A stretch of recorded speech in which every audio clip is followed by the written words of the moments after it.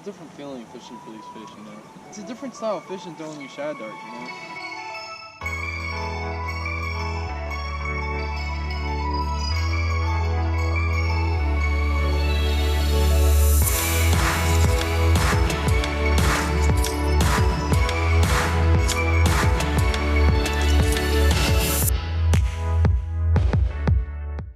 Hey, what's up guys? Pinnacle Reef here, back at it again down here in Southern Maryland with the homie Scotty. You know how we do. We're at another awesome spot. He's gonna try to put us on the shad, catch and release. What is this spot, Scotty? So we call it the whirlpool, and what it is that you have a large amount of floating water coming this way, coming from the to the right, and then you have no water coming from the left.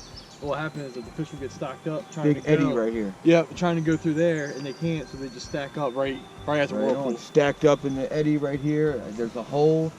So we are super excited. We just hiked through the woods to get here, and stay tuned. I'm gonna give you a quick rundown of the rig.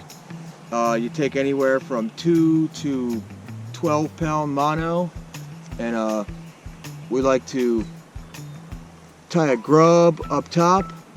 It can be a grub or a shad dart, you know. Run a foot length down and put a shad dart on the bottom. Anywhere from 1/8 ounce to a 1/4 ounce to even 1/16 of an ounce. Sometimes we'll run 2 shad darts, you know, a 1/8 ounce and a 1/16 ounce up here. But some people, like Buddy over there, is running like 5 shad darts on some crazy bottom rig. So, you know, you're not really nailed down to a single way. As long as you're jigging that and you find the cadence they like, they're gonna nail it. But this has been highly productive, and then we just no swivel, we just tie a uni to uni or Albright knot straight from the main line to the leader, and that's all you need, man. I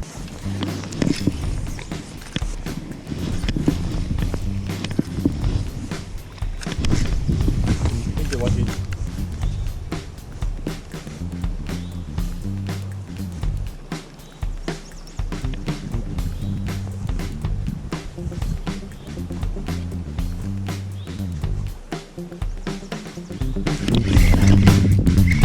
Yep.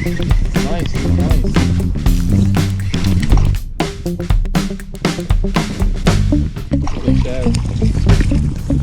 Oh, grab him, Scotty.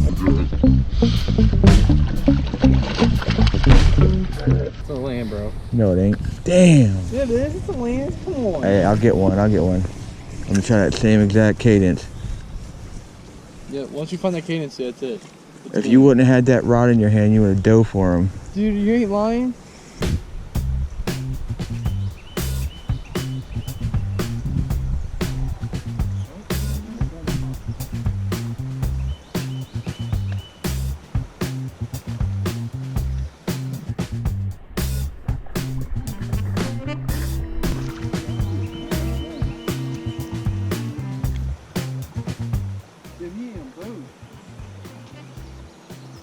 So that right there, that's what we're after. And just another shad. I'm not playing games now. Look what you did to my dog, bro. Fine. Of course I did, boy. Give me that shad. I'm not playing no games, man. Alright, stink finger. This is a herring, yo. Is it herring? It's soft. Yeah, but it's the dots, dude. Does he have dots on his back? No, that's a big herring. Slap me right in the face. Dude, that's one of the biggest herring I've seen out of here. Yeah, that's a herring. It's a herring. Hopefully they're stacked. You're not allowed to keep these guys, so it's catch and release only.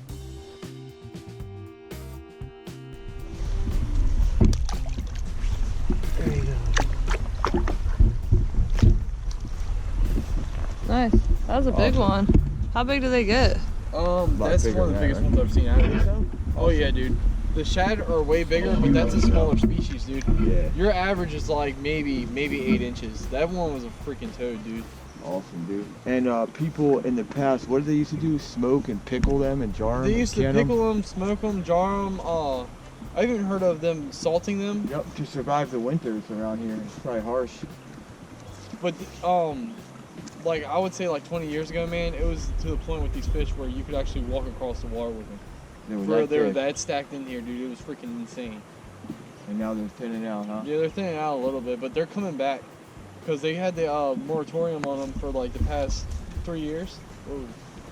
And now they're really coming back. I've seen them all the way up in creeks that I haven't seen them in like the past 5 years. So it's actually working. Yeah, it is.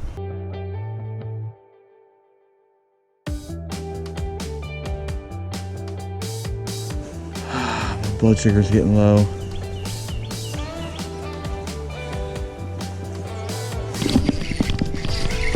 Oh my god. That's like a 23. Dude, that's a perfect tank, dude. That's a toad. That's like one of the biggest ones I've seen out of here. Jeez. Bangarang. Bangarang. Dude, that's a freaking toad, bro. Inhaled it, dude. That's a tank, dude. Oh, that's a shad. Big shad. Kind, you know? Oh, that's an American. American shad? Yeah, it's American shad. Straight tank PB. Yeah. Ready for the epic release? Cinematic release?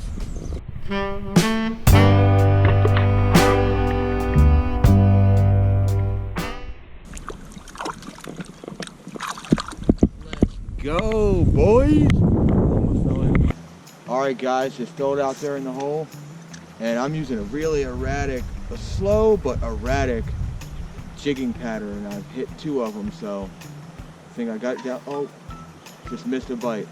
So I think I got it down thanks to Scotty over there. But I was just jig jig, and they didn't want it. But now that I'm just erratically twitching it like that the whole time, Oh, really? they're nailing it. Seem to be stacked up. Very oily fish. I mean, my fingers, Oh my goodness. disgusting, man. The bite has slowed down. Well, it's about to return back on because I just got tied up. Ellie's tied up, so she said she's about to turn it back on. Oh,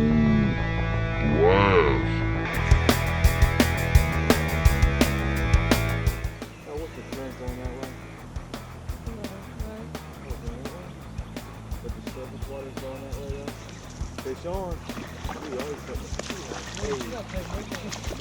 skipping him across the water like a mommy, dude. Hey, there she goes. Nice one, right? Yeah. That's a lunker, dude. Ellie with the lunker. That's what I'm talking about.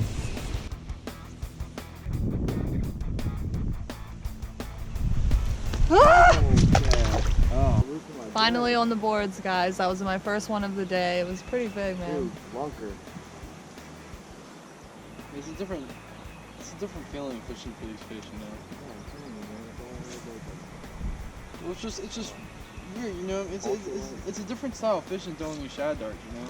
It's peaceful out here, dude. I love it out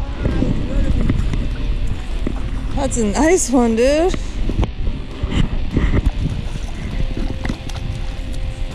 Woo! So just flip them up onto the shore, unhook them, admire their beauty, and release them. That's my PB right there, boys. Dude, straight tank. You don't get much bigger than that right there, Joe. Right on, man. So I should be proud.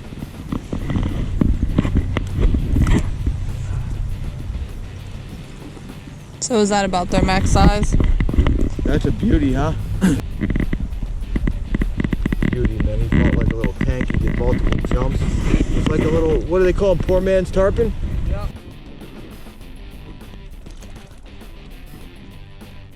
Exactly, dude. Like trying to run and shit. I wish I'd have known. I just brought my ultralight.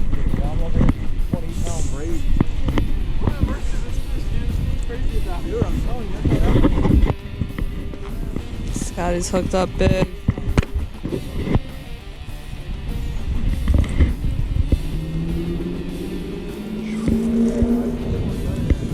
That's a little smaller than what Joe caught, but you know, on these little ultralights, that's what it's about right there. Poor man's tarpon. There he goes. Bye.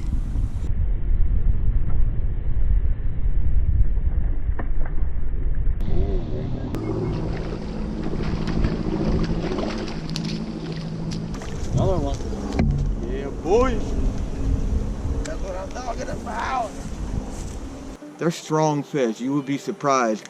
This little fish is almost kicking out of my hand, and I'm not no little punk. These mitts right here, it's like counting it down to 5, targeting a little bit deeper out here, and it seems to be working. I just got this one. Ellie just got 1 or 2. I've lost count, but awesome fish, man. They pull hard for their size. Super strong. Respect, dude.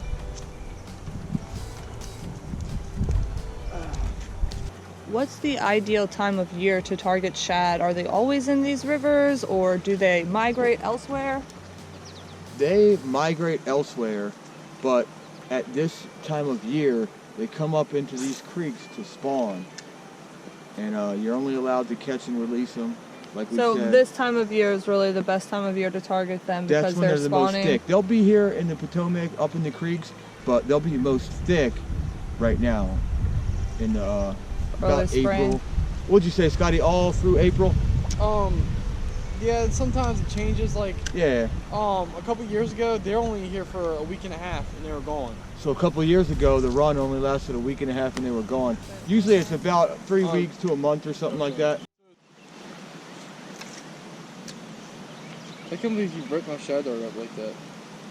He devoured it, dude. Yeah, I never even had that happen to me before. Like, what do you mean? Like, swallowed it whole? No, like he No, like, just he ripped tore it. the whole freaking. Straight ripped all the. So he spanked that thing. Yeah. He straight destroyed it, bro. He's a little thug. Well, Scotty just had a shad just straight thug on his dart. Then I gotta go switch to a grub This tail, dart that he pulled back in looks like the Cynthia doll off of Rugrats. Like, I mean, Scotty doesn't play for them shad darts. He's like Artie from Bob the Garbage Man. Scotty, you know you only got one good leg. That current.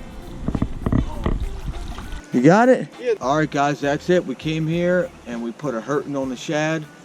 Me and Ellie only had our 7-foot bass gear. We didn't know we were going to be ultralight fishing, but Scotty's got a little ultralight set up if you want to show him. Yeah, it's just a little ultralight Shakespeare micro. It's about $18 from Walmart. Perfect, dude. I'm actually going to buy one when we leave, probably. Yeah, it's not bad at all. Right on.